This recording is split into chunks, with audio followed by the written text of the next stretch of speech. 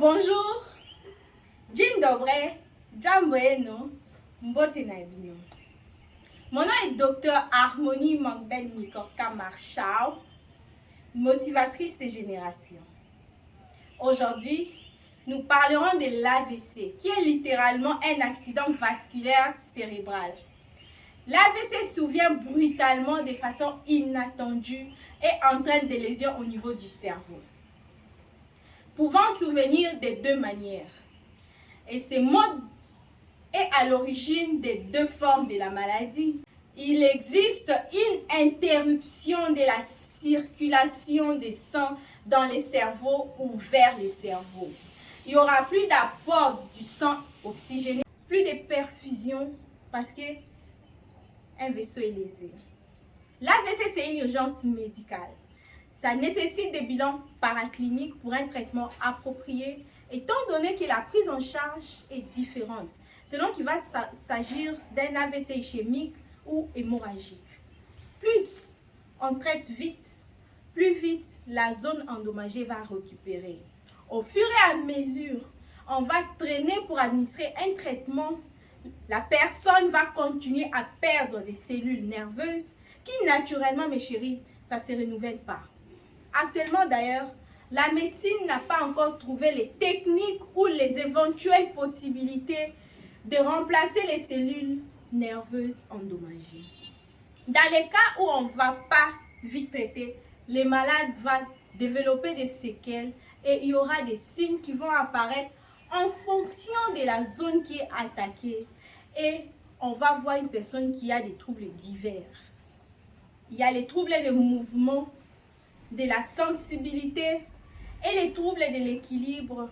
On peut retrouver une paralysie pouvant être seulement un bras, seulement une jambe ou toute la moitié du corps. La personne peut avoir les troubles de langage qui vont attaquer l'élocution. La personne aura du mal à articuler. Troubles de la vision. Elle va avoir une vision floue ou double, voire une perte de la vision d'angle. Mes chéris, ceci va nous faire poser la question.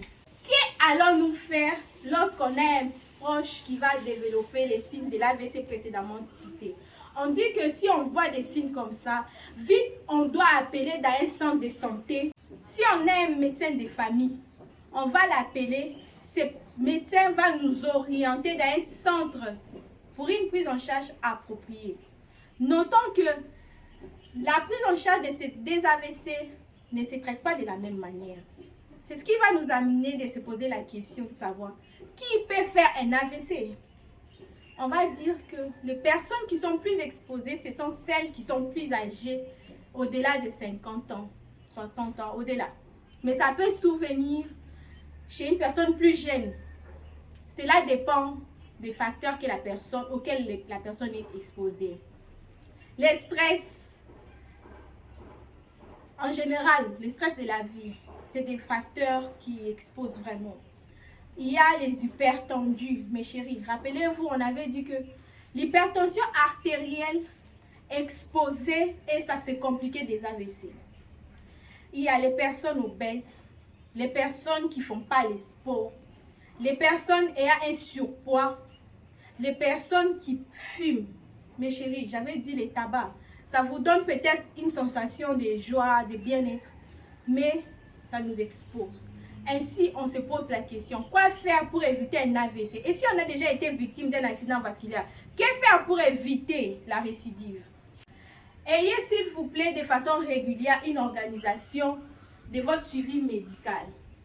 Suivez vos cures si vous êtes sous traitement et contrôlez la pression artérielle à la maison en ayant un tensiomètre. Rappelez-vous, on avait dit que si vous avez les chiffres au-delà de 14 sur 9 cm de mercure, ça doit vous alarmer. Faites-vous des prises annuellement de sang. Faites-vous contrôler. Ça veut dire que ayez un médecin qui va vous suivre régulièrement, surtout si vous êtes vraiment déjà victime de l'AVC. Oui, mes chéris, on sait que cela n'est pas dans nos habitudes africaines. Mais si on veut faire augmenter notre expérience de vie, changeons s'il vous plaît nos mentalités. Troisièmement, vous devez adapter votre mode de vie. Ayez une alimentation plus saine. bien équilibré. Faites moins de sel, moins de sucre, moins d'aliments gras. S'il vous plaît, arrêtez ou diminuez la consommation du tabac. Surveillez vigilamment votre prise d'alcool. On dit que un verre seulement occasionnel, ça ne tue pas. Mais n'exagérez pas, pardon. Il faut favoriser une activité physique. Faites les sports, les exercices d'endurance, notamment la marche. Vous allez marcher librement. La natation, la gymnastique, le vélo, le yoga. C'est très recommandé. Mes chéris, j'ai dit et je vous remercie. J'ai dit.